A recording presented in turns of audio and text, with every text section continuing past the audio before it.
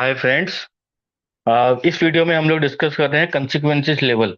सो as पर HSG 245, yes, HSG 245, yes, we are going to discuss the consequences. Consequences क्या होता है हमारा? जो हमारा जो मेन पार्ट है कि जो सीरियस इंजरी वर्कर को हो गया या उसका कोई भी सिविरिटी लेवल है, तो कंसिक्वेंस मतलब एक्सीडेंट के बाद हमारा कंसिक्वेंस देखा जाता है कि एक्सीडेंट हुआ है तो उसका आउटकम, एक्सीडेंट का नेगेटिव आउटकम को हम लोग क्या बोलते हैं? कंसिक्वेंसेस बोलते हैं। ठीक है, कि क्या उस पे हमारा इम्पैक्ट आया है। ठीक है, तो ये हमारा कंसिक्वेंसेस का पार्ट होता है। तो यहाँ पे हमें इसको पता होना चाहिए कि कंसिक्वेंसेस कैसे, किस में हम लोग इसको डिसाइड करते हैं। ठीक है, कैसे हम इसको कंसिडर करेंगे। है? तो ये हमारा जो मेन पार्ट है, इसको हम लोग, तो पहला कैटेगरी होता है फेटल। ठीक है। तो जो हमारा पहला कैटेगरी जो होता है यहाँ पे हमारा fatal means work related death, एक जनरल डेथ होती है। ठीक है। जनरल डेथ हमारी जो होती है, जैसे कोई भी पर्सन है, ह्यूमन बीइंग है, वो 90-100 साल की एज में आके उसके ऑर्गन ने काम करना बंद कर दिया।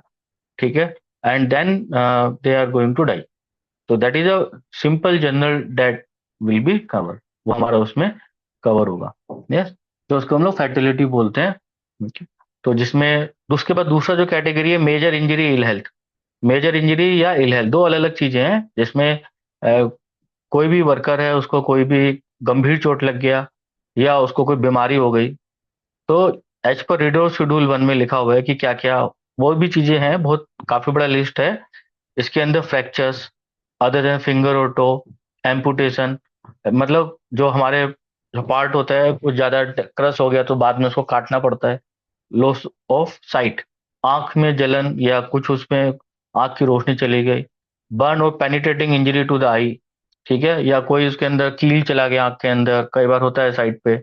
इंजरी और acute illness resulting in the unconsciousness, जो हमारा कोई केमिकल को, वेपर को इनहेल कर लिया तो बेहोशी की हालत आ गई। रिक्वायरिंग रिसोसाइटेशन और रिक्वायरिंग एडमिटेंस, जिसमें क्या होता है, रिसोसाइटेशन का मतलब क्या होता है कि जहाँ पे हमें जो है वर्कर को उसको सीपीआर देना पड़ता है। तो सीपीआर मतलब क्या होता है? Cardio pulmonary resuscitation. ठीक है, उसको सीपीआर देना पड़ा तो उसको मरनासन हालत में हो गया, या उसको वहां पे एडमिट करना पड़ा hospital for more then 24 hours. ठीक है, ये किया तो मेजर इंजरी, ये हमें ध्यान रखना है। इसके बाद एक होता है, तीसरा कैटेगरी है सीरियस इंजरी। तो सीरियस इंजरी क्या है मेरा? Where the person affected is unfit to carry out he जो normal work for more than 3 consecutive days। कि मतलब वर्कर को कोई भी गंभीर चोट या कुछ भी उसको इल हेल्थ हुआ है, लेकिन वो अपना 3 दिन तक वो अपना काम करने के लिए साइट पे नहीं आ सकता, तो हम उसको क्या बोलेंगे? सीरियस इंजरी या इल हेल्थ वाली कैटेगरी में रखा जाएगा एज पर HSG 245। इसके बाद जो कैटेगरी आती है माइनर इंजरी, कि ऑल अदर इंजरीज, कोई भी किसी भी टाइप की मामूली चोट। माइनर इंजरी का मतलब है कि छोटी मोटी चोट, ये याद रखिए, मामूली इंजरी उसको बोलते हैं। वेयर द छोटा सा चोट लगा है, where the injured person is unfit, yes, for his और her normal work for less than 3 days, मतलब वो 3 दिन के अंदर रिकवर होके साइट पे काम करने आ जाएगा। केवल वो क्या है, 3 दिन से कम समय के लिए अयोग्य हो, मतलब 3 दिन के अंदर वो साइट पे आना है। उसके बाद जो अलग एक कैटेगरी है, केवल क्या हुआ, एक्सीडेंट के बाद केवल डैमेज हुआ है, डैमेज टू प्रॉपर्टी, जो भी मशीनरी है, इक्विपमेंट है, एनवायरमेंट है, प्रोडक्शन लॉस हुआ है। ठीक है, तो ये हमारा 5 कैटेगरी है।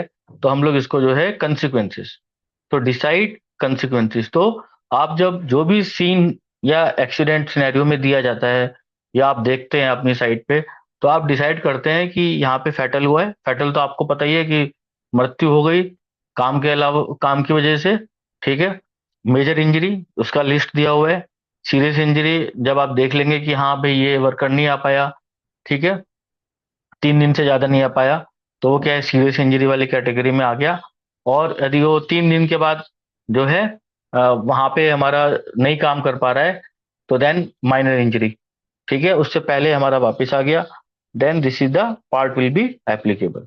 ठीक है, तो आप कैसे, how to apply the consequences criteria, तो उसको कंसिक्वेंसेस क्राइटेरिया को अप्लाई करने के लिए evident from the past historical data एक तो पता लगाते हैं, और if any person is hit collided with any fast moving car vehicle, it will lead to fatality. और major injuries like multiple fracture हुआ, बैकबोन इंजरीज हुआ, नेक इंजरी, ठीक है, क्रशिंग और बॉडी पार्ट्स, ये उसको हो सकता है। तो कंसिक्वेंसेस क्राइटेरिया हम यहाँ पे देखते हैं। तो अभी कंसिक्वेंसेस को कब डिसाइड करते हैं, तो सबसे पहले बहुत बेसिक चीजें याद रखिए कि जब हम कोई काम स्टार्ट करने जा रहे हैं तो आज वो काम स्टार्ट करने से पहले हम उसका क्या करेंगे, रिस्क असेसमेंट करेंगे। ठीक है, रिस्क असेसमेंट, मान लीजिए आप बाइक कहीं लेके जा रहे हैं, कार लेके जा रहे हैं, तो पहले आप देखेंगे कि कार के अंदर पेट्रोल है, हवा है, ब्रेक काम कर रहा है नहीं कर रहा है, तभी तो चलाएंगे उस कार को। ऐसा थोड़ी है कि हवा ही नहीं आप लेके चले गए और आपने ब्रेक लगाए और कार स्किड हो गया, एक्सीडेंट हो गया। तो पहले हम लोग जब कोई भी इक्विपमेंट होता है, कोई भी एक्टिविटी करते हैं, तो सबसे पहले उसका रिस्क असेसमेंट करते हैं। तो accident still did not occur even though the investigation team should consider or apply the potential worst consequences at the highest level। तो हमें उसका ये देखना है कि potential worst consequences at the highest level क्या होता है, ये हमें डिसाइड करना होता है। जैसे a person hit by a fast moving car will die. ठीक है, तो जैसे एक पर्सन है वो एक फास्ट मूविंग कार से हिट हो गया, तो मैक्सिमम उसको क्या होगा, फैटेलिटी होगा। अभी हम इसको कैसे करेंगे कि आपको कैसे अब अप्लाई करेंगे कि आपके वर्क प्लेस पे भी ट्रक है, डंपर्स हैं, जेसीबीज हैं, और वहां पे भी वर्कर हिट हो रहा है, लेकिन अभी कोई वर्कर मरा नहीं है। ठीक है, मतलब ये लैंग्वेज ऐसी है, उसको आप ऐसा बुना मत मानिए। ठीक है, कोई भी नहीं चाहता दुनिया में कोई मरे, ठीक है, किसी का फैटेलिटी हो। लेकिन क्या है, उसको छोटी मोटी इंजरी हुआ है वहां पे, लेकिन ट्रक के कांटेक्ट में आके कोई भी वर्कर का क्या हो सकता है, ह्यूमन बीइंग का क्या हो सकता है, डेथ हो सकती है।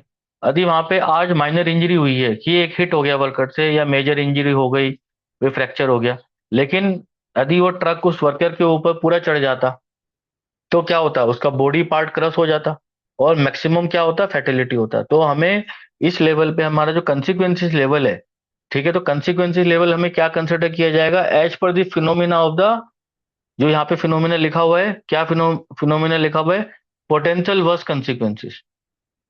पोटेंशियल वर्स कंसिक्वेंसेस के अकॉर्डिंग वहां पे क्या हो सकता है, वर्कर की डेथ हो सकती है।